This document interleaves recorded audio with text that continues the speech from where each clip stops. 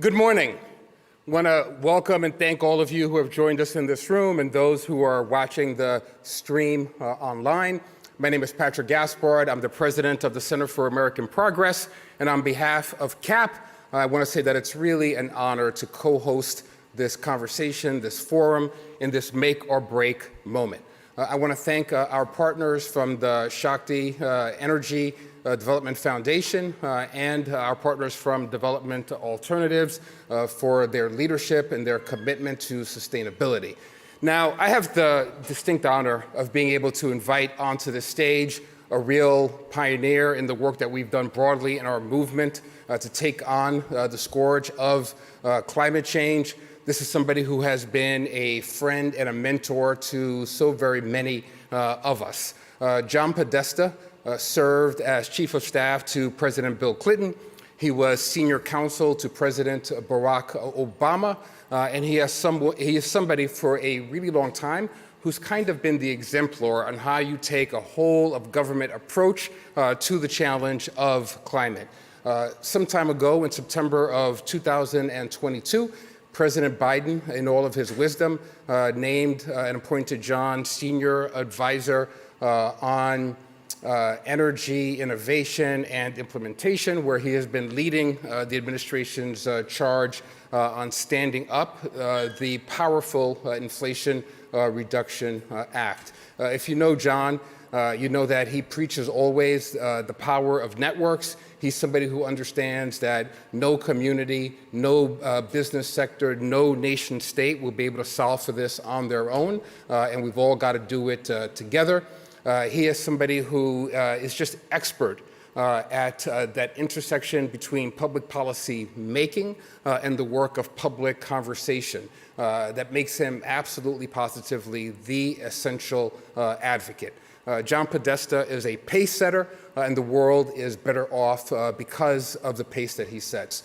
So all of you, please give a warm welcome to our dear friend and partner, John Podesta.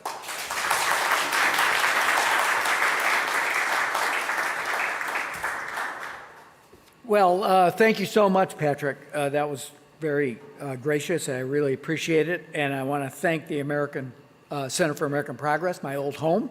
And I want to thank you, Patrick, for the leadership of the institution and taking it to new levels. I also want to thank the Shakti Sustainable Energy Foundation, who I've had the pleasure of working with for many, many years, and Development Alternatives, who I look forward to working with.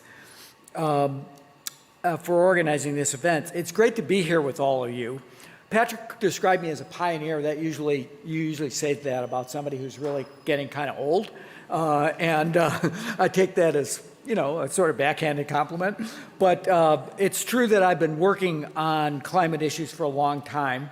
I came back to a third tour in the White House last year because I believe that thanks to President Biden and Vice President Harris's leadership, the Inflation Reduction Act, which I have the honor and privilege of trying to implement, is one of the strongest tools we have now to tackle the climate crisis, not only in the United States, but globally.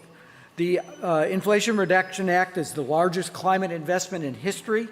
It cuts pollution from every sector, unique and different than the legislation we've seen in the United States, at least in the past, from power, from buildings, from transportation, from industry, from agriculture, and from forestry. And it puts the United States on a path to achieve our climate goals of reducing emissions 50 to 52% below 2005 levels by 2030, as the President has pledged to the world, and meet our promise to the world. The Inflation Reduction Act has completely changed the trajectory in the United States on climate action by sparking a clean energy boom. Since President Biden took office, the private sector has announced more than $226 billion for clean energy manufacturing and $132 billion for utility-scale clean power deployment. Most of these investments are going to places that have historically been left out and left behind. It's baked into the law's design. I think the administration understood that if you didn't put some English on the ball, we might develop in the future just the way we had in the past, with a lot of injustice, a lot of burden on communities. And so the law was designed to give bonus incentives for clean energy projects that pay workers the prevailing wage, use project labor agreements, and registered apprentices, and invest in low-income communities and in energy communities. All of this activity at scale doesn't just benefit the United States. I want to make this point very clear in this meeting. It drives a virtuous cycle of innovation that lowers costs and speeds the deployment of clean energy around the world. The Boston Consulting Group projects that the Inflation Reduction Act will drive down the cost of many clean energy technologies by as much as 25%. That's not just in the US, but that's a global number. And by reducing the cost, that means dollars go further, rupees go further, euros go further, whatever currency you're operating in goes further to basically make deployment cheaper. And that's a good thing if we're to meet our goals globally. The Rhodium Group found that as a result of that, for every ton of carbon pollution reduced at home because of the Inflation Reduction Act, we'll slash up to 2.9 tons of carbon pollution outside the United States as a result of that extension of deployment. The global benefits of the IRA, measurably reducing cost of clean, measurably reducing the cost of clean energy, reducing emissions, spurring clean energy innovation and deployment, and investing in workers and communities are the same goals. They're goals for the U.S., but those are also global goals, and we think that they will have that impact. So that should guide the development of global green trade mechanisms, which you'll discuss this morning. We need fairness and equity embedded in our trade policies, and now is the right time to talk about it. This week, the White House Council of Economic Advisors released an analysis that globally we're still not on track to reach the clean energy manufacturing capacity we need in 2030 in order to achieve net zero emissions by mid-century. We're especially behind on manufacturing for technology like wind, heat pumps, hydrogen electrolyzers. For each technology, North America is expected to contribute less than 15% of the production the world needs. That means other nations have the opportunity to invest and lead alongside the United States. We need different regions to play to their strengths, and we need to work together to build secure, sustainable supply chains that avoid the mistakes of the past. Supply chains that ensure no dictator like Vladimir Putin can ever again wield energy as a weapon of war, and supply chains that reduce our collective reliance on China. We have to work to address those issues, and we can do it together. During President Biden's visit to India in September, he and President Modi reaffirmed their joint commitment to strengthening global supply chains and investing in innovation. I think this is a particularly important issue in our bilateral relationship. As part of that visit, Prime Minister Modi and President Biden, alongside several of their G20 counterparts, announced a new India, Middle East, Europe economic corridor, which will facilitate the export and development of clean energy across continents and be an important driver of growth, I think, in India. Our two nations took steps toward the creation of a joint renewable infrastructure fund with an initial investment of $1 billion. And the United States has announced $425 million approved by the Development Finance Corporation's board for a solar manufacturing facility in Tamil Nadu. We're going deep on solar diplomacy. In addition to bilateral collaboration between our two nations, we have the tremendous opportunity to work together, both on a bilateral basis and through the International Solar Alliance to spread the benefits of clean, affordable, reliable solar energy to developing economies across Africa, Asia, around the world, as has been recommended by the India-U.S. Track 2 dialogue led by Cap Shakti and the Aspen Institute. More broadly, the United States is engaging on the global arrangement of steel and aluminum and other fora as we invest in decarbonizing heavy industry at home. All of this collaboration that we've had in 2023 needs to be deepened in 2024. We need trade arrangements that incentivize countries to align their efforts toward a net zero economy, reward the production of low and no carbon goods, and do it in a way that prioritizes the workers and communities that have often been forgotten during trade discussions. Those goals can help facilitate a constructive dialogue around carbon border adjustment, which I know you'll be discussing this morning, as long as workers' voices are at the table.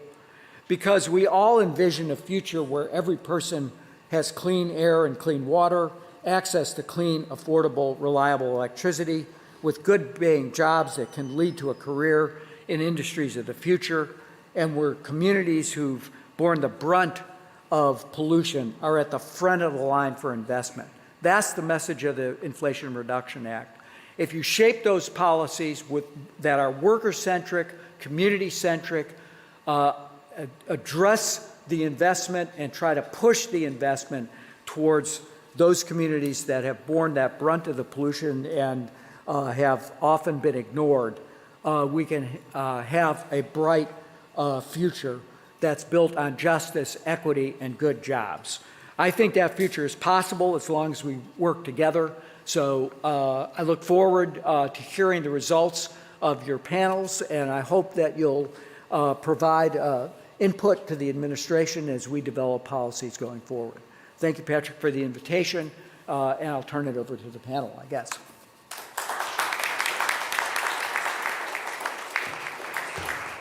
Thank you so much, John, for those insights, the inspiration, and for taking time from your extraordinarily busy schedule to be able to join us in conversation. When John launched and founded CAP 20 years ago, he thrust us right into the fore of climate policymaking, energy policymaking, but he also did it at a time when there were some really complicated questions being asked about the outcomes of numerous trade deals that were cast by both Republican presidents and Democratic administrations as well. Some of those questions persist at a moment when, as John says, we have to figure out how we are centering equity, justice, and workers themselves in outcomes in trade. So that is a perfect segue to open and introduce the first of two panels today. We're going to have what I hope will be dynamic and robust discussions on stage, and then at some point we will open it up to audience participation as well. So I'm going to, we have two panels. The first panel discussion will focus on the legal design elements of green trade, and the second panel will focus on the challenges and opportunities for working people stemming from green trade. I have the pleasure to introduce one of our partners now who will moderate the first panel, Koyal Mandal. Koyal is the Chief of Programs at the Shakti Sustainable Energy Foundation. He has 15 years of leadership experience in designing and implementing programs in climate resilient infrastructure and international climate finance. Prior to joining Shakti, Koyal worked with the Institute for Financial Management and Research as the head of programs. So please join me in welcoming Koyal and our panelists.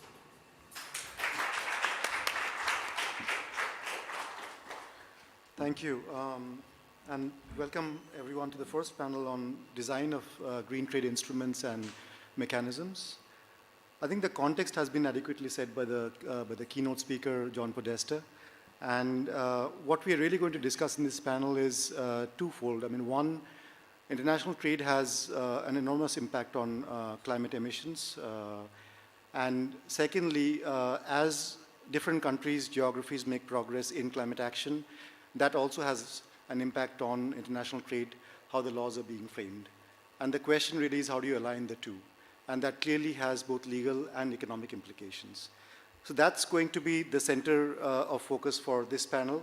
And we are going to use the EU's carbon border adjust mechanism almost as an example to elucidate some of these issues. And I'm sure all of you know EU CBAM is a measure that has been taken to avoid carbon leakage from the European Union, especially because strong actions has been taken within that bloc to reduce carbon emissions. And this is sort of a mechanism to put a fair price on imports from carbon-intensive produce coming into the European Union. So with that as an example, and as a window to the larger context of the intersection between trade and climate, we will open up the legal and the economic elements for discussion with this panel. So before we do that, let me just introduce my fellow panelists here. Our first panelist is Genevieve Pons. Genevieve is the Director General and Vice President of Europe Jacques Delors Institute. She also worked, prior to joining the European Commission, she was Honorary Director of the European Commission, where she held several management positions before becoming the Director of ILO's Legal Service in 2013 and Director of the World Wildlife Fund's European Office in 2015. Genevieve, we are looking forward to hearing from you. Next, we have Mr. R.R. Rashmi, who is a distinguished fellow at the Energy and Resources Institute in their Resource Efficiency and Governance Division. Mr. Rashmi, of course, has been a career bureaucrat, and before joining TERI, he has served multiple roles in the Indian federal government, including leading the delegation at the Ministry of Environment, Forest and Climate Change for the Government of India. Welcome, Mr. Rashmi. And our third panelist is Trevor Sutton, who is the Research Director at the Yale Center for Environmental Law and Policy and a Senior Fellow at the Center for American Progress. His work through the Remaking Global Trade for a Sustainable Future project re-examines the foundations of international trade policy. At the Center for American Progress, he works on issues at the intersection of trade, climate, and industrial policy. Previously, he worked at the UN Development Program and International Organization for Migration. So I once again welcome all my panelists. Let me start with you, Genevieve.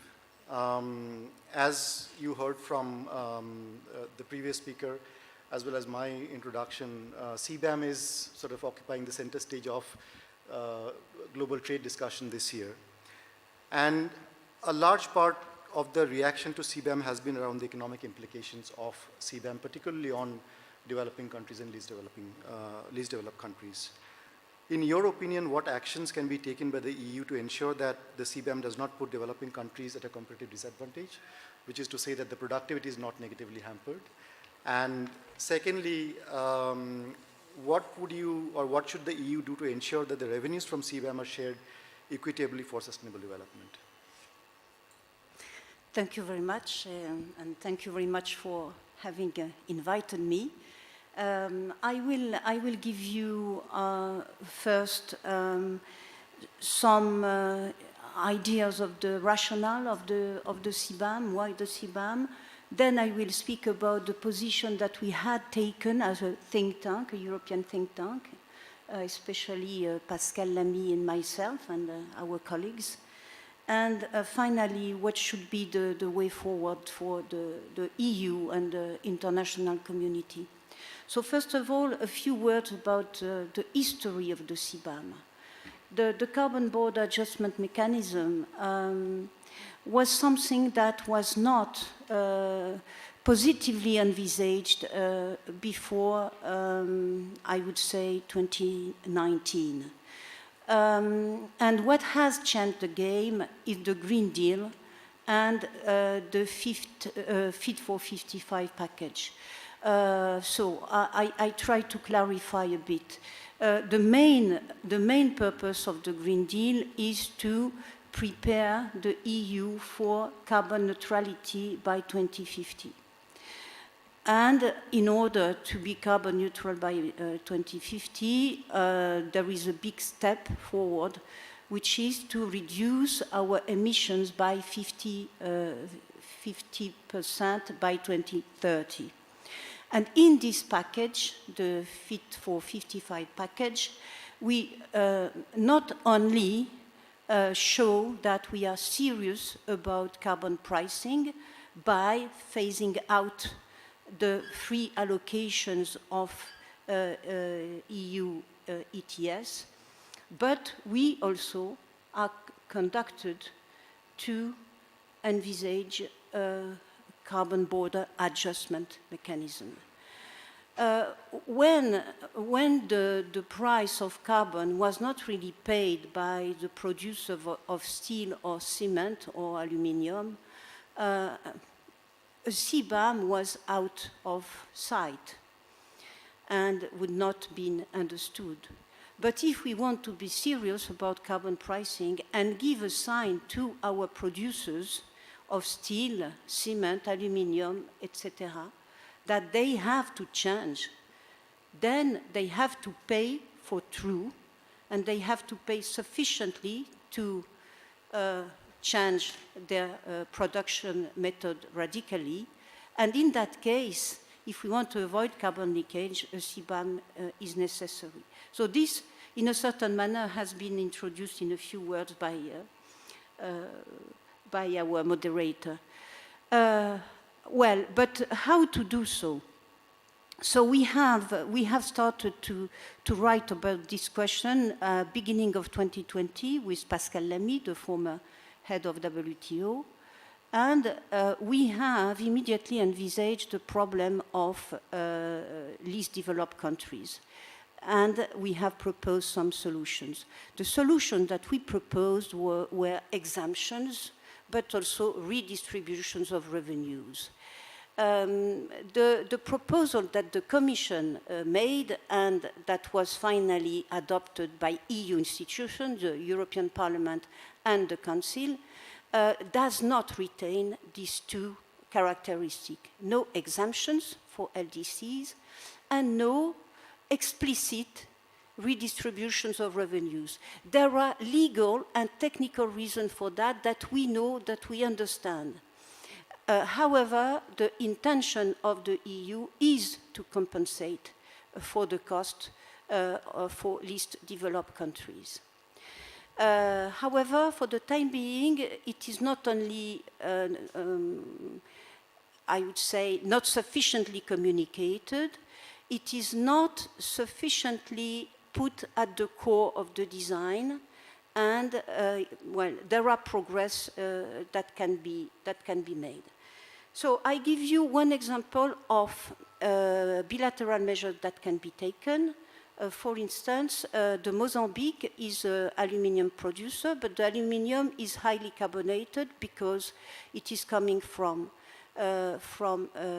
South Africa and from coal.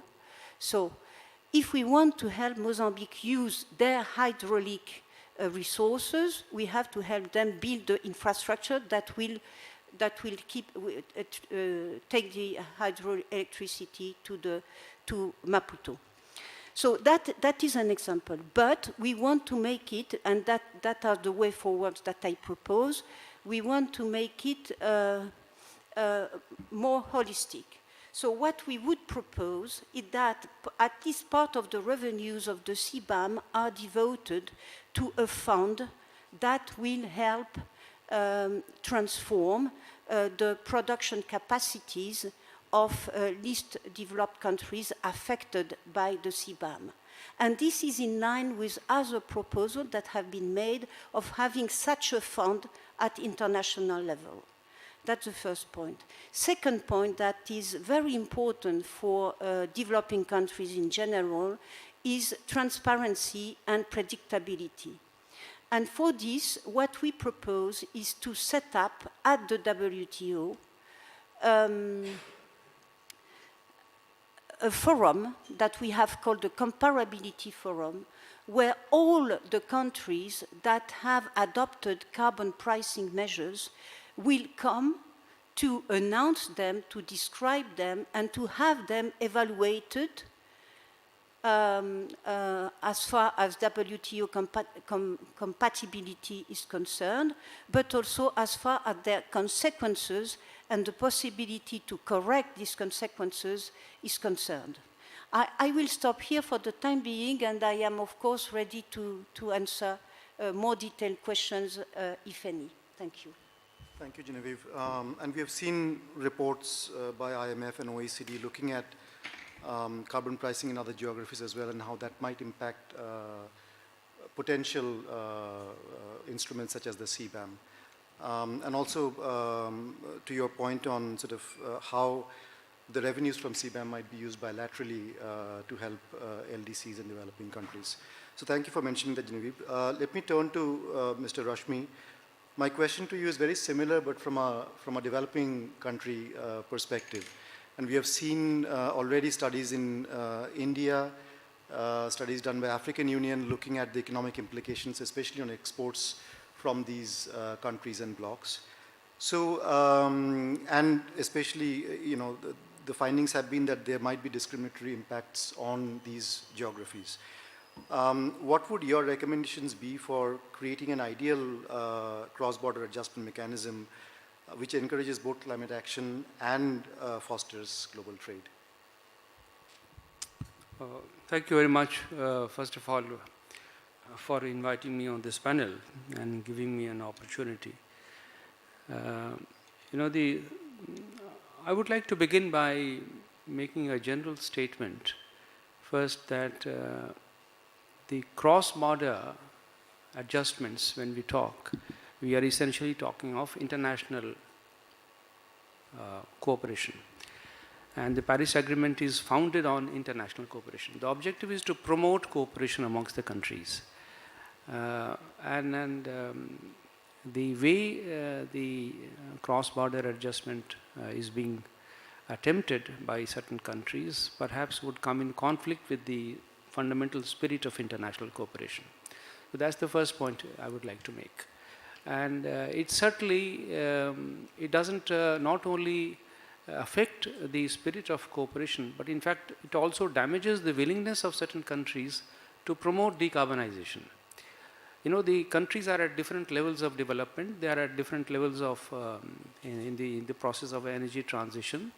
The speed and the capacity at which they can make this transition is determined by their NDCs. And that is allowed under the internationally binding agreement of the Paris Agreement. So if we have internationally agreed to a certain framework of actions, I think taking a unilateral action would come in conflict with that fundamental spirit and the fundamental legal principle. So that is the first.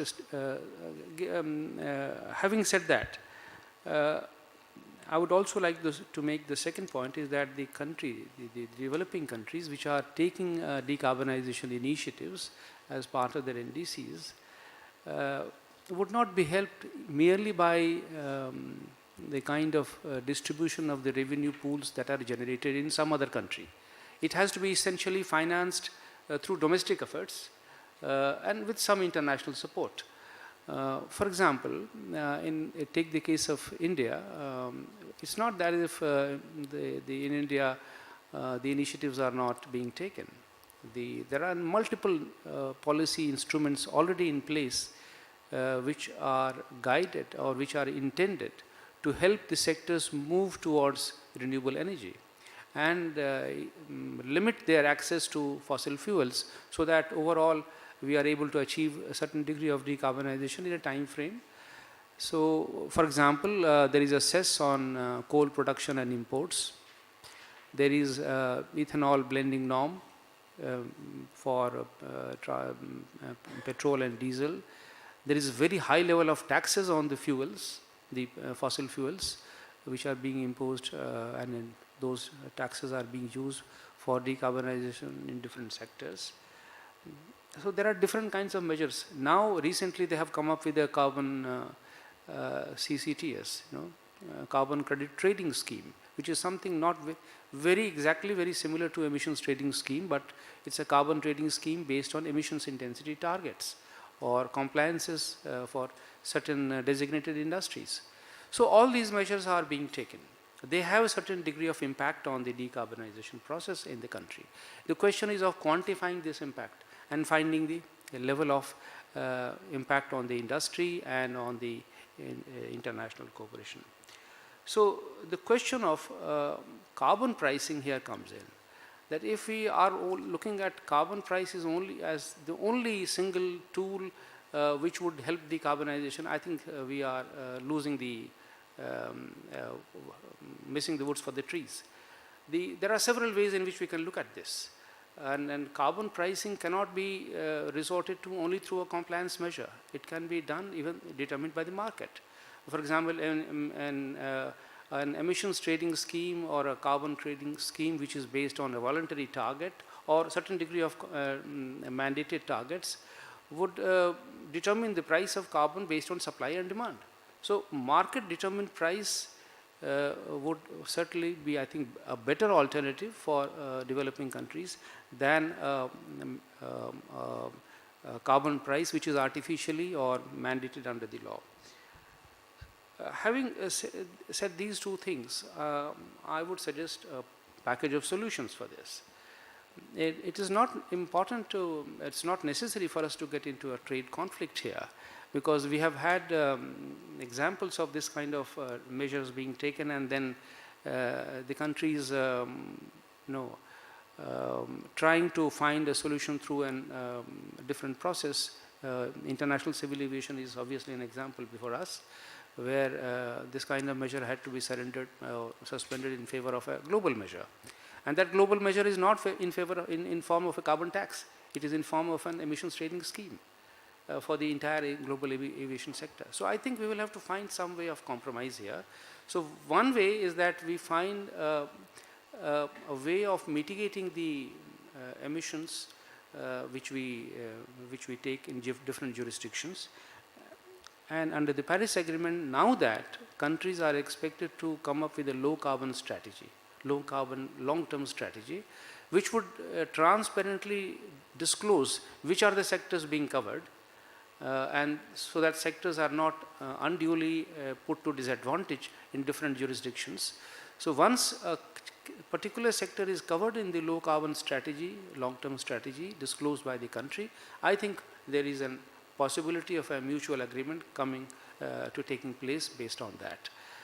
And that mutual agreement can also take place based on the mutual recognition of emission reduction measures which are being taken across different jurisdictions.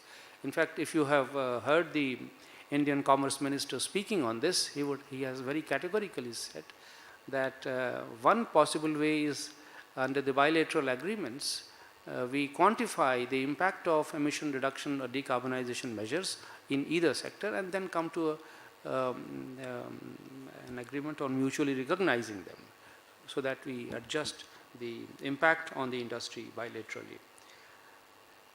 Third is standardization. Rather than going in for a specific carbon tax and trying to multiply this in different jurisdictions, we can standardize the products, harmonize the standards, and see whether we can trade them in a seamless fashion, adhering to the same standards to the extent that the industry can.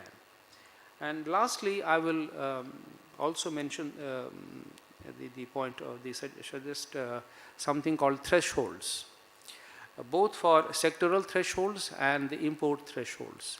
A sectoral threshold would mean that if a sector is covered under the long-term strategy, under some kind of a compliance measure, I think that sector should be treated equally. And import threshold would determine the level of the imports, the share in the imports of a particular product from a particular industry which is coming into Europe or the concerned country. Unless that threshold is crossed and the impact is not very injurious, I think we should come to an agreement on allowing those imports to continue without any trouble. So this is in short that I wanted to say. Thank you very much.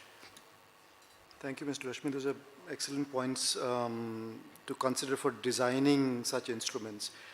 You also mentioned the fact that carbon pricing may not be the only instrument to be considered in these kind of negotiations and as an instrument for climate mitigation. But you also raise a more fundamental question on these kind of instruments being in conflict with the very nature of international cooperation, especially when you come to the Paris Agreement, the principle of common but differentiated responsibility and respective capability. And that brings me to my third speaker, Trevor. Trevor, and we have the EU CBAM now, and of course, going ahead, we'll see more of these, unilateral design trade agreements coming into place.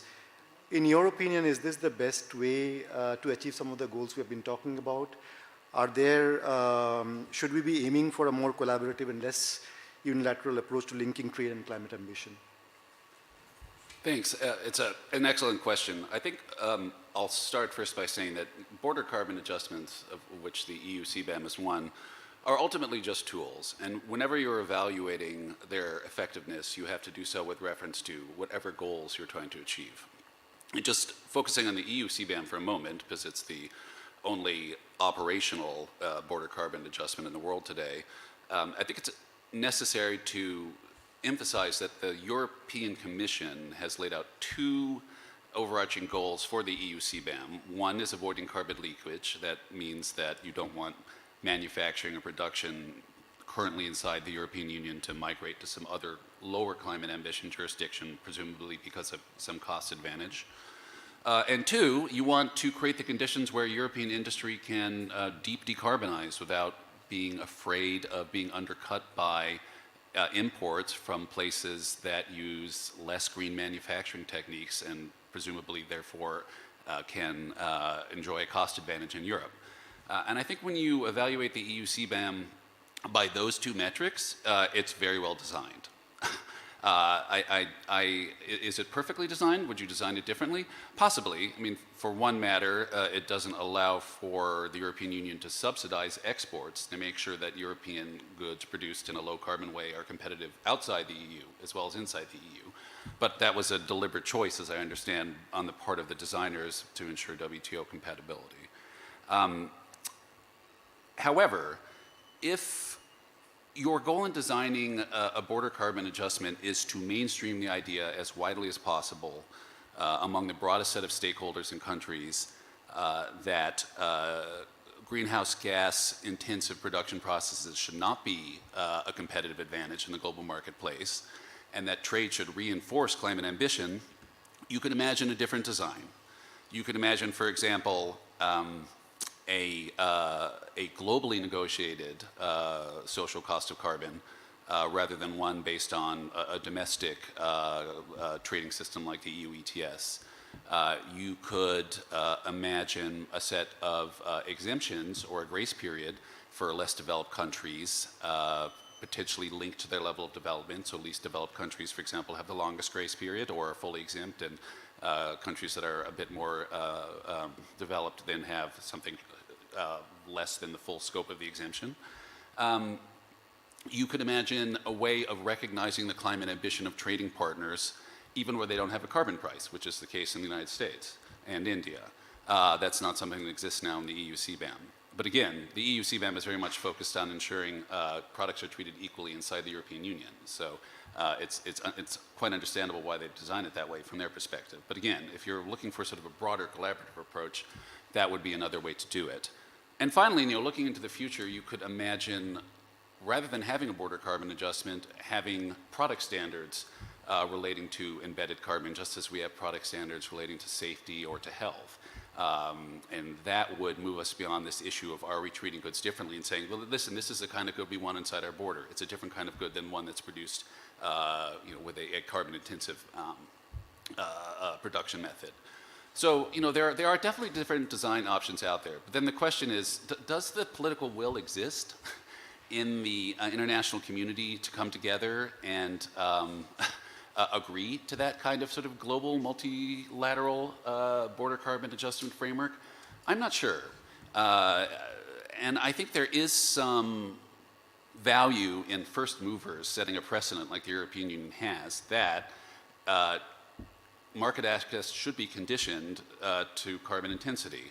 And I think you'll see something similar coming out of the US. It won't look like the EU CBAM, it will look different. In many respects, it will probably reflect the parochial interests of the United States and also the unique economic system of the United States, which, as I mentioned earlier, doesn't have a carbon price. So my hope is that as these unilateral measures percolate around the world, it does produce a broader global conversation and make countries realize that they have to figure out a way to reconcile these approaches, or we'll simply wind up in a totally fragmented system that doesn't work for anyone. But I think that there may be some, I think it won't necessarily be the platonic ideal of the world coming together and agreeing at the WTO that this is how we're going to do a border carbon adjustment. I think it's going to have to come in fits and spurts like this, and I think in many ways it will be reactive. But my sense is that, 20, 30, 40 years from now, will the EU CBAM look the way it does, or will we have a more sort of mutually interoperable set of systems around the world? I'm optimistic that will be the latter. And I hope we have sort of, with this discussion, set the stage for that kind of discussion in the future. This is one of the many of those discussions. I see Genevieve taking a lot of notes. I'm sure she has some follow-up points, but unfortunately that's all the time we have. We do have a Q&A session after the second panel, but I just want to end on the note saying that this is not an easy topic or doesn't offer any easy solutions. It needs deep introspection at many levels, taking into view different kinds of perspectives, but we hope we offered a window to that kind of discussion. Thank you so much once again.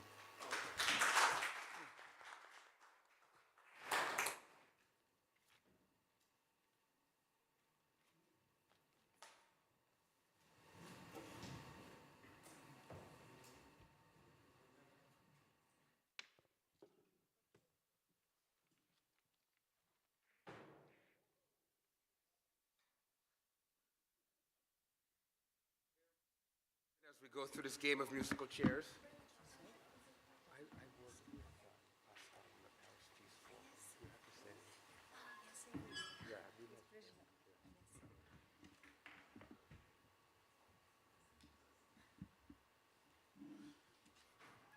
Great.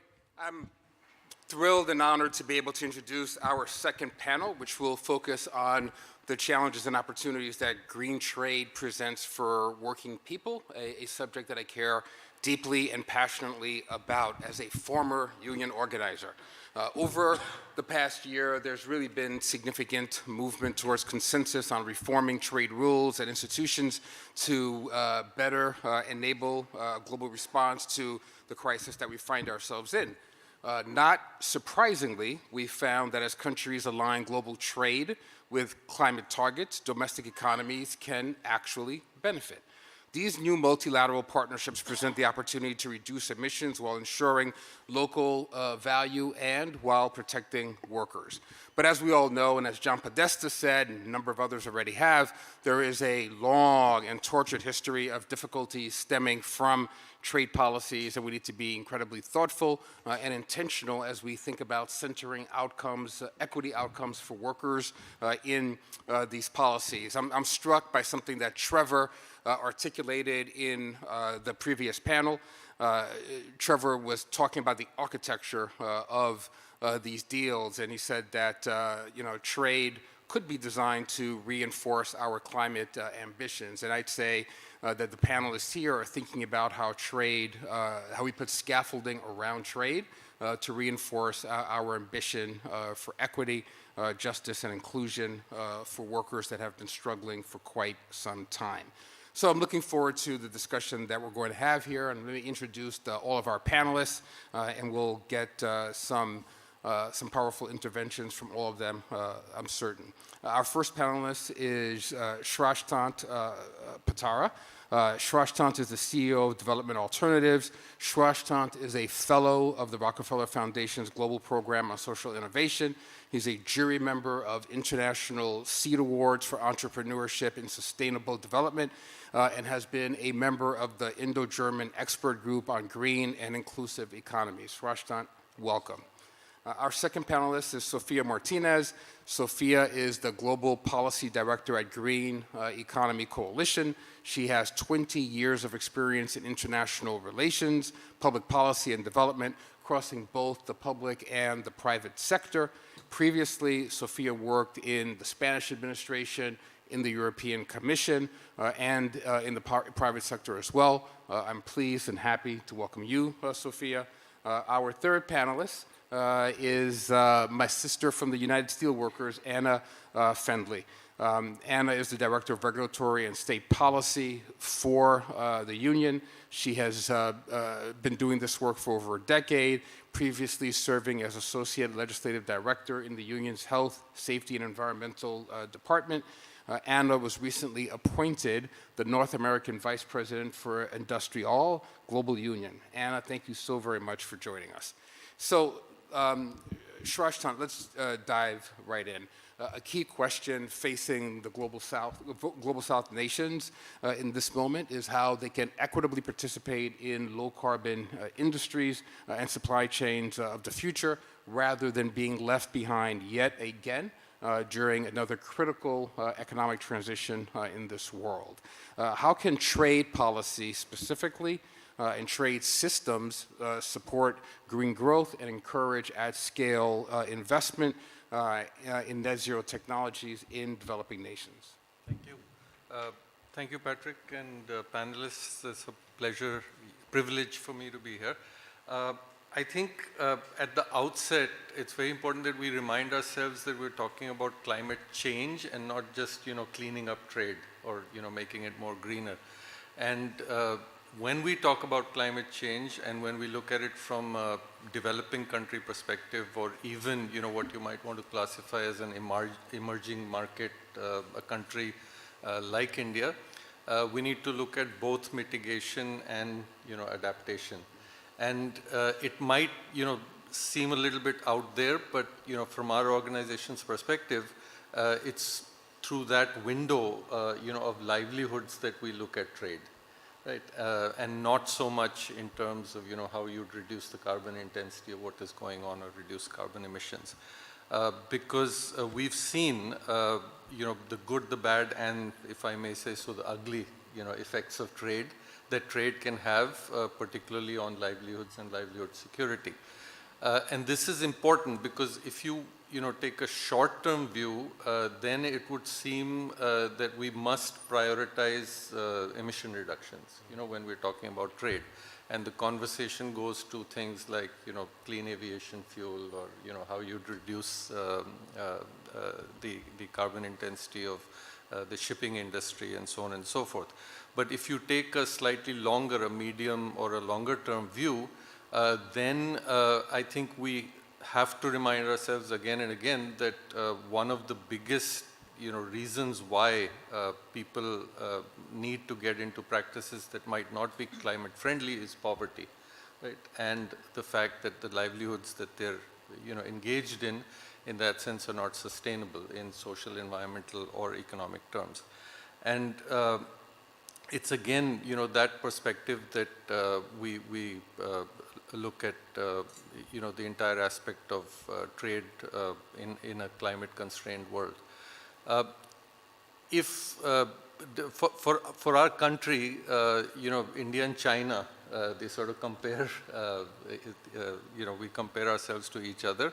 And there's a lot of conversation in India, for example, on how Chinese goods are, taking over the Indian market, and there's been some resistance, which I think is natural, but a lot of that is to do with goods that we consume. And I think much lesser known is the fact that there are, technology packages, machines, other kinds of goods that can come into the country, are coming into the country, that are helping small businesses in India produce. If, for example, you look at biomass-based briquettes, right, which, again, from a carbon point of view, are a better fuel to use than just burning firewood or other, more carbon-intensive fuels. There's a lot of good solutions that have come in, and more could come in. And I think, therefore, the question for us is, how do you incentivize trade that is enabling in nature, right, that supports production, particularly production that's green and inclusive, as against to trade that, fuels unbridled consumption. I think, I was particularly struck by the words that Mr. Podesta said at the beginning. How do you look at trade in a way that it becomes more worker-centric, community-centric, and helps us create sustainable livelihoods at scale? Stop there for now. Well, but can I press you a little further? Are there any specific examples that you might cite of equitable partnerships between developed nations and developing nations that you might lift up as an example for us that could be taken at scale? Sure. I think renewable energy, again, I mean, there are questions, in terms of things like disposal and how you deal with, electronic waste and so on and so forth. But exchange both ways that's taken place, from Silicon Valley to what's happening in India, and then from what's happening in India to, the rest of the world. It's just that once again, we feel that there has to be much greater interest in kilowatt scale distributed renewable energy vis-a-vis, 1,000 megawatt kind of solar power plants, etc. But that would be the most obvious example of where, there's a lot that's happening across the world. Thank you so much for that.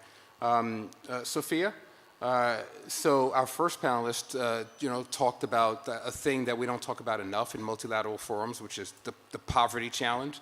Let's talk about money. You work in the space of entrepreneurship. You look extensively at how macroeconomic decisions impact local communities. Can you speak to some of the opportunities and challenges that green trade brings for small business and entrepreneurs, most especially women? Yep. Thank you. And thank you for inviting me. I'm really glad I'm being here. Thank you for the panelists, and thank you for the introduction on the first panel, because I think it's very much related. We are talking global. Climate change is global. The challenges we are facing are global. Inequality, you name it. I mean, biodiversity loss. But action needs to happen at the local level. So here we have the local enterprises, small enterprises. We heard about CBAM.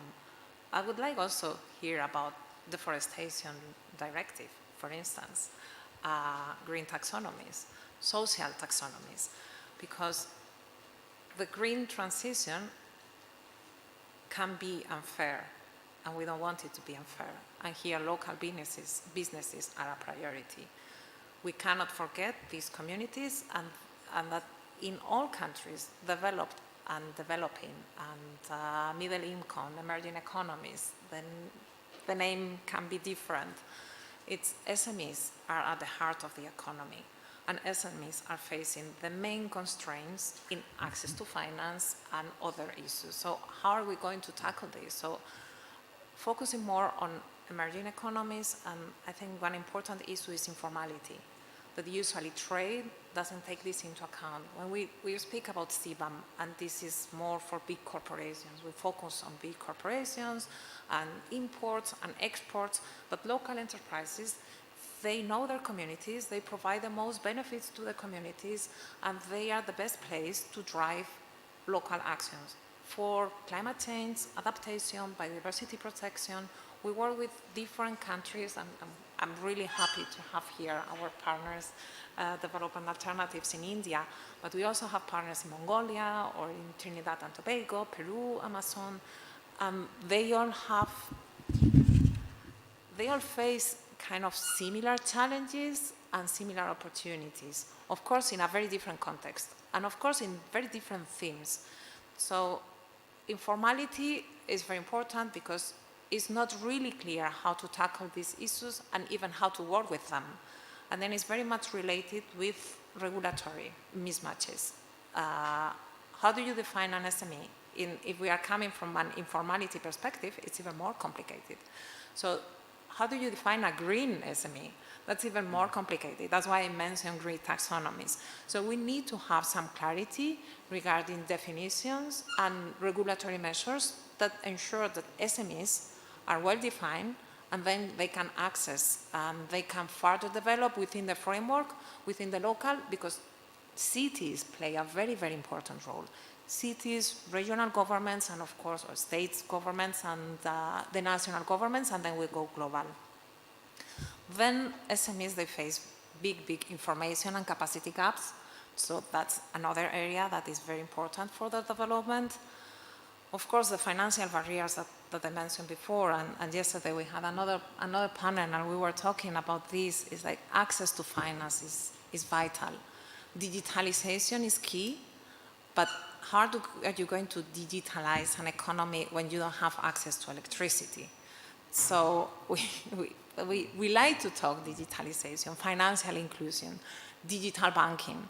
But if you go to many of our partners, or if you go to sub-Saharan Africa, in some of these countries, this is not going to happen. So we have to think first, access to basic services and access to energy should be a priority. But access to energy is not just having a light bulb, it's access to energy 24 hours, 7 days per week, at an affordable price. Because then SMEs can thrive. So here is where we have to put our efforts.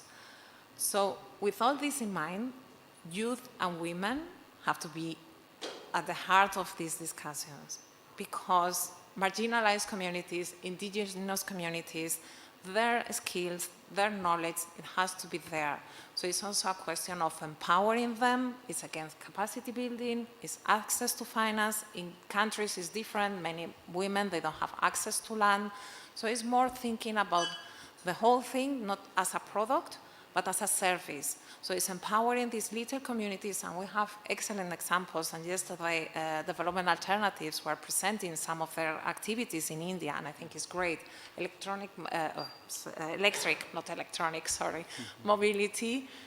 Very small enterprises, but really creating the difference. So it's like, how do you also grow organically and create this type of empowerment and citizens empowerment? So I think I will stop from now. But thank you for all of that, but there's something that you said that invites just a little bit more interrogation. You gave us a sense of some of the capacity issues that we know exist in the transition from informal to formal economies on green trade. But you just made a passing reference to the challenge that women have in land ownership. And I wonder if there are any other social dimensions like that that you think about in your work that we need to consider as we think through what green trade actually means for those populations. It could be also illiteracy, digital access in some cases, and again, it's capacity, it's governance, it's access to this type of tools that in many cases women are in a work position, because if you have to go and pick up wood or pick up water, then you cannot do other things. And it's and I think I'm repeating myself, because every time I speak somewhere, I talk about clean cooking, but I really think we cannot really avoid doing something as a community. And here we have talking about partnerships. Clean cooking is a basic service. It's not a product. It's not an LPG service. It's something that should go beyond that, and it could really make a difference everywhere. Thank you so much, Sophia. Anna, last but not least, let's get you into the conversation. We all know, of course, that global trade has had quite an uneven record when it comes to delivery and impact on working people. We also know that for a long time, there was a real tension between manufacturing unions and the climate movement. We've closed that gap considerably with the leadership of folks like you. You have a leadership role in the United Steelworkers, North America's largest manufacturing union. I think it's baddest union as well. And you have a leadership role in Industrial, the Global Confederation of Manufacturing Unions. How do you approach trade at the intersection of climate solutions in a way that works for workers at home in the US, but also with an eye towards its impact on working people elsewhere and everywhere? Thanks for the question, Patrick, and thank you for having me. I think you're being kind when you say that trade has an uneven record for working people. I think it's been largely a race to the bottom for working people. And both at the Steelworkers and at Industrial, I think we view that we are in this pivotal moment of economic change that will transform our economy in the way that the Industrial Revolution transformed some parts of the world. But we are now in this global economy that wasn't true, 100 years ago.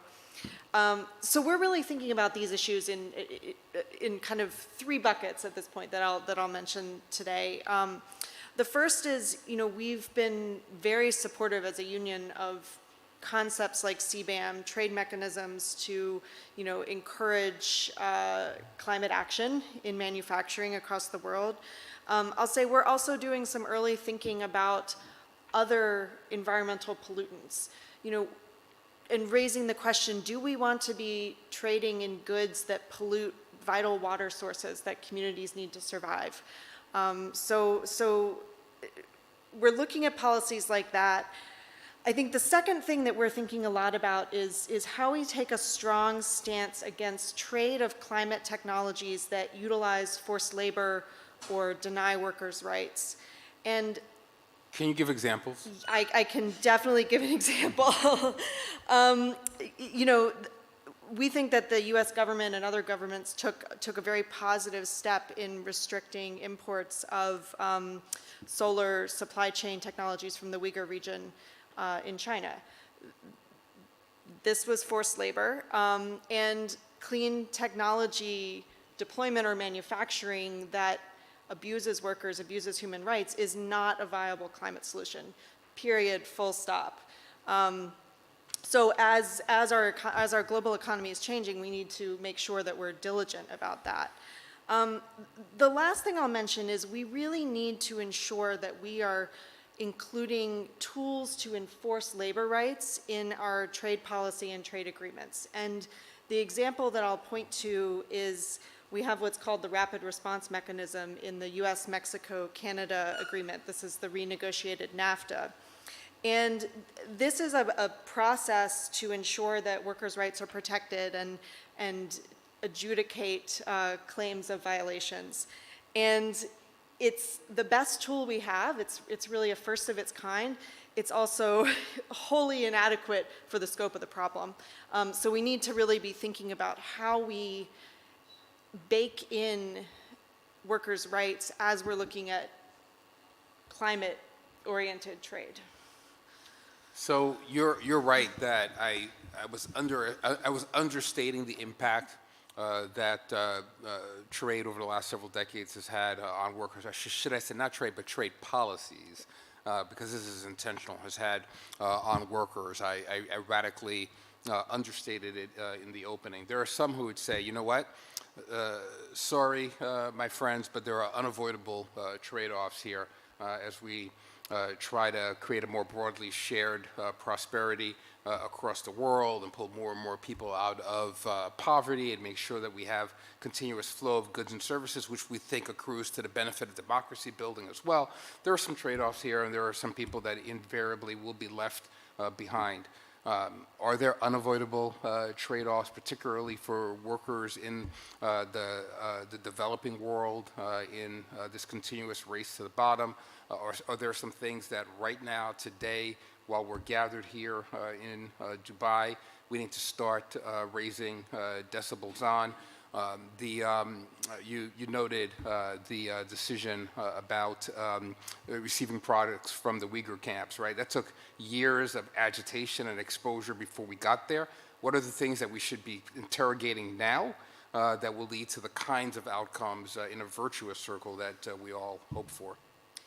Well, I think the goal is that green trade or climate-oriented trade can lift workers around the world, that we will no longer have trade policy or be trading in a system that pits workers against workers around the world, and that's much of what the manufacturing trade union movement discusses, is how do we help lift each other. I think your question begs the answer of raising the importance of just transition. There are so many workers' advocates here at the COP who have been coming to the COP for a long time to talk about the importance of the implementation of the just transition provisions under the Paris Agreement. I think the vision is that these principles, that workers have a seat at the table, that workers are made whole, that workers' rights are respected, needs to be woven into all of the climate work that we do, right? It's the international policy, national policy, local policy, including trade policy. And John Podesta highlighted that this is a key piece of work in the United States as we're implementing the Inflation Reduction Act. The Biden administration has developed policy to try to use global and international relationships to uplift workers around the world. The U.S. can't do it alone, right? We're not trading with ourselves, so we need to be lifting that up and baking in just transition into everything we do. Thank you, Anna. I wanted to give you an opportunity to organize us, and you just did. So I'd like to invite the panelists from the first part of this forum to come back on stage, to take seats here, so we can then take questions from the audience for the combined panel. I'll give up my seat to you.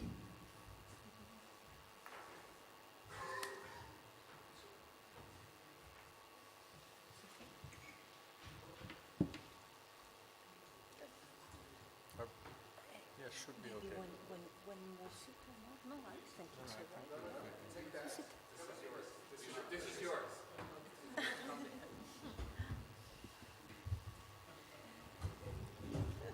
Big table. Please.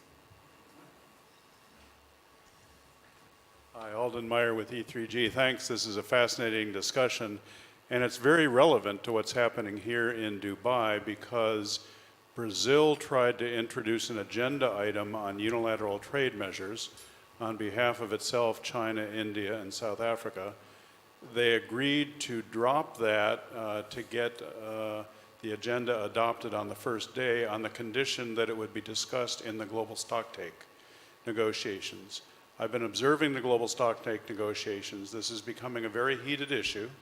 And of course, the developing countries want it discussed in this space because they say the convention and the Paris Agreement shouldn't be promoting protectionism and discriminatory trade measures that impact their drive to reduce poverty and promote sustainable development. And the US, Europe, other developed countries say, no, it doesn't belong here.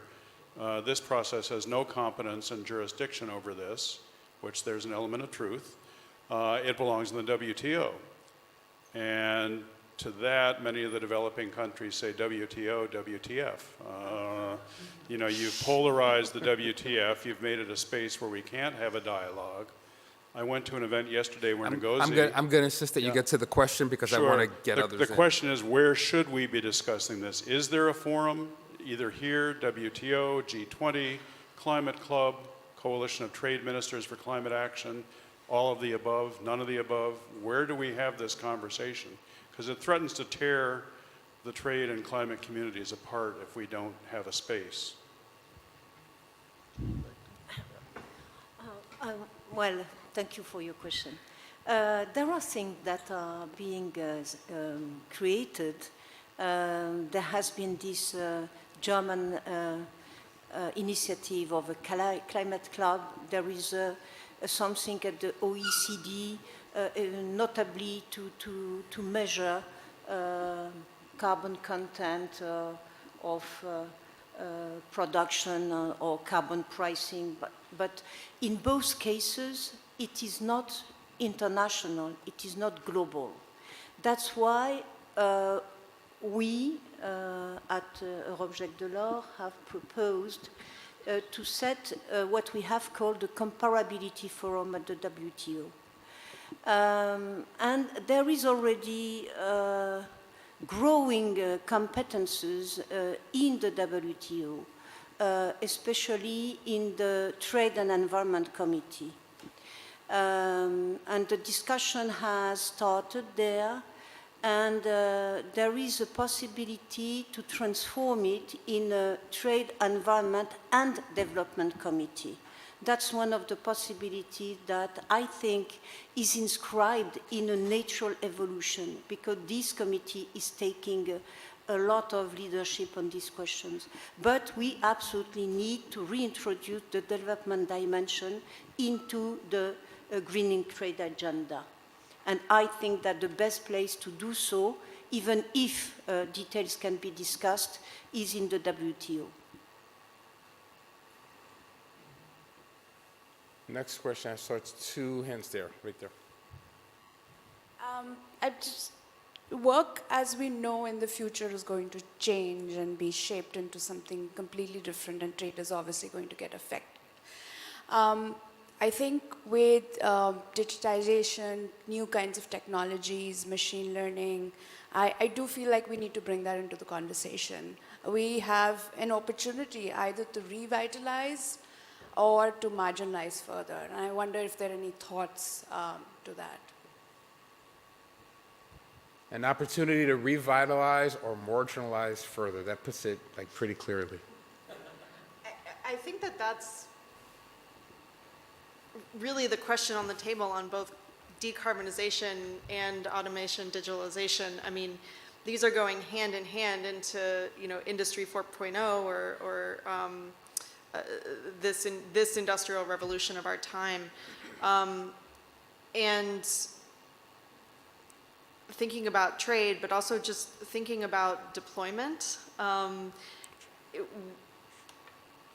These are the really challenging questions about the global north and the global south, and how we equitably decarbonize, how we don't leave anyone behind. And I think inherently digitalization and automation in manufacturing will be, it is part of the discussion, but it's probably not talked about enough. So I think it's good of you to raise it.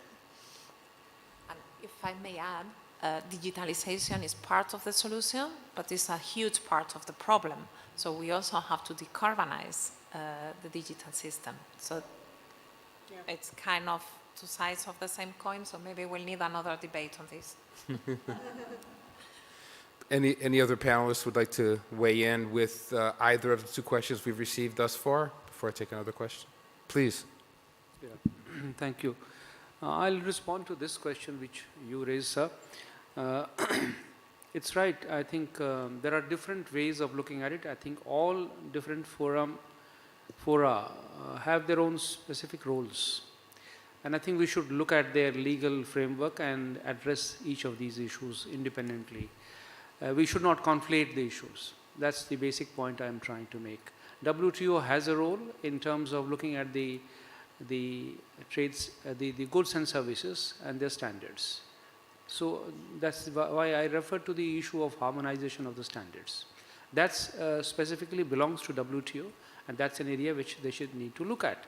The environmental goods and services, the way they should define it, has always been a controversial issue, and it is there on the table of the WTO, but that's where they need to focus on. In the area of climate change, obviously we are looking at sustainable development and emission reduction measures. So emission reduction measures certainly cannot be dictated by the WTO. That is a matter of policies of the governments which is within the Paris Agreement. So this is where we need to discuss that.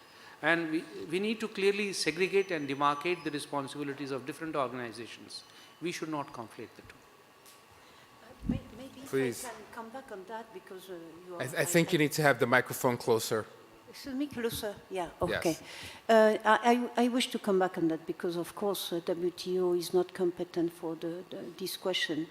However, the possibility that we envisage would be what we call the comparability forum inside the WTO would benefit from the expertise of UNEP, UNDP, OECD. You see, so according to the precise questions that are posed, these different expertises could be brought inside the comparability forum in order to have a holistic answer.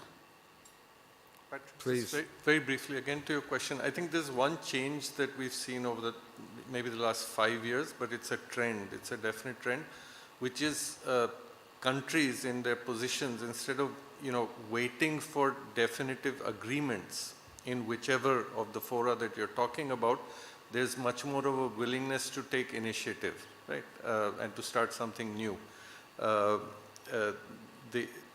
And you could argue that it's unilateral or bilateral, and that's not a good thing, and we're breaking protocols and treaties. But I don't know. A personal opinion, I see that as a positive development if it's in the right direction. The kind of things that we were talking about. Trevor? I think we need to take a hard look at why it is that Global South countries feel like this is the appropriate forum for them to express their frustrations with unilateral trade measures. And I think it goes to the fact that the WTO is not a place where outcomes happen at the moment. And until it becomes a place that can productively lead to broadly acceptable resolutions, whether it's through a dispute resolution mechanism or whether it's through a revised approach to negotiations, I think we're going to find these trade and climate related issues percolating, bubbling over in different settings.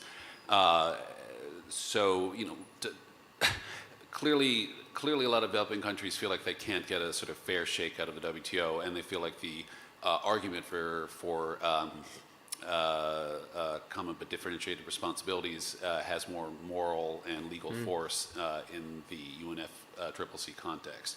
And I guess the question is, as you look to WTO reform, as you look to revitalizing the global trade system, how do you mainstream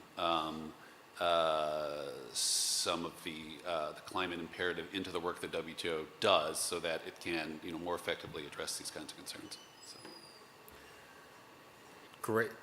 We'll take one more comment here on the panel, and then I saw at least 2 additional questions, please. So just very quickly to the question, to the second question. I think we need to make a distinction between whether digitalization, automation, and we're past mechanization is meant to move goods around, right? Goods where we're talking about resources and energy, because again, if it can make it more efficient, right, and help us clean up, use less energy, less emissions, etc., then it's probably a good thing. But the other, which I guess is what you were hinting at, is it's unexplored territory. I don't think we have understood it at all. When you're not talking about goods, you're probably not even talking about services being exchanged, but you're talking about data becoming some kind of a commodity, right? And you begin to trade in that, right? What happens then, and what kind of effects would it have? My guess is, from a simplistic view, if you're talking about physics, then it wouldn't have that much of an effect on climate in the energy and emission sense, but social effects would be quite dramatic, which might again then circle back to how we're dealing with climate change. But thank you for asking that question. Great question. So I saw 2 final hands here, and then I believe it was you next. Yeah. Okay.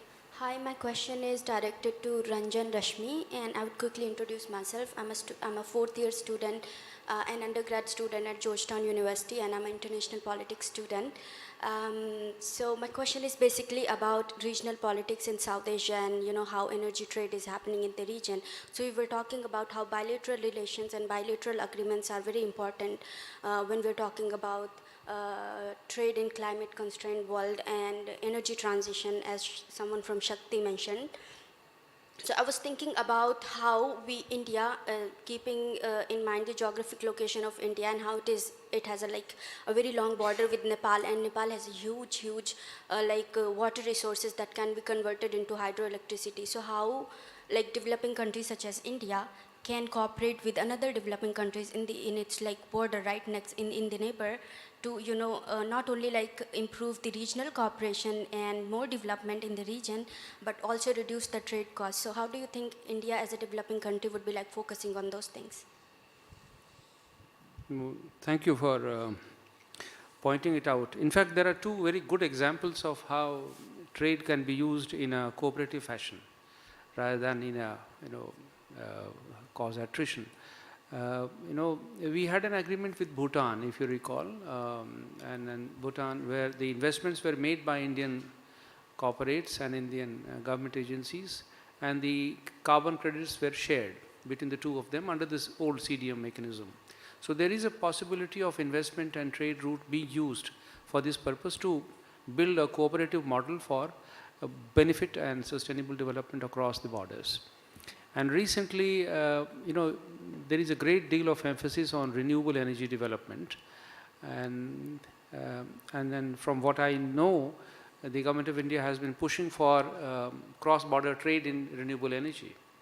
So recently, the government of India has allowed export of, allowed the countries like Bhutan, for example, to export energy to Burma, to Myanmar, across Indian borders by using the Indian grid. So that's again an excellent example of how countries can cooperate with each other and use trade to facilitate transition and renewable energy trade. And that is the ultimate future. Our Prime Minister has been talking about one world, one sun, one grid, which means that especially those countries which can produce renewable energy on a comparative advantageous basis, they should cooperate amongst themselves to allow generation and transmission of renewable energy across the borders. And there are good examples of this happening in certain specific jurisdictions. So in the South Asian region, I think the mood is good, the sense is good, and there is a positive movement here. I think that sets an example for the rest of the world. A fantastic optimistic note. Hopefully this final question will give us cause for more optimism from our panelists. Thank you. My name is Siddharthan, Climate Works Foundation. This is a question coming from the non-trade expert, but dealing with climate change, I see the intersection pretty strong. 1 minute of genuine first thing is, anything adjusted outside the border, obviously we have to increase the process, efficient material, less polluting material, which means the cost is going to go up. So the first question is whether the public in the Europe, wherever it is acceptable for increased cost of product, number one. From our colleague from India's side, the CBM is already on. The reporting process started 1st October. So it is on. I don't think things are not going to reverse as far as I know by the past. So are we going to adjust to the carbon adjustment mechanism? By how? If it is so, what we can do about this? Because they can't repeal it. Anyway, that's a true thing. So before our colleagues from India respond to your second question, can you just repeat the very first question? The first question is, any enforcement of the carbon border adjustment mechanism, it's a responsibility. For instance, India produces something to export into Europe.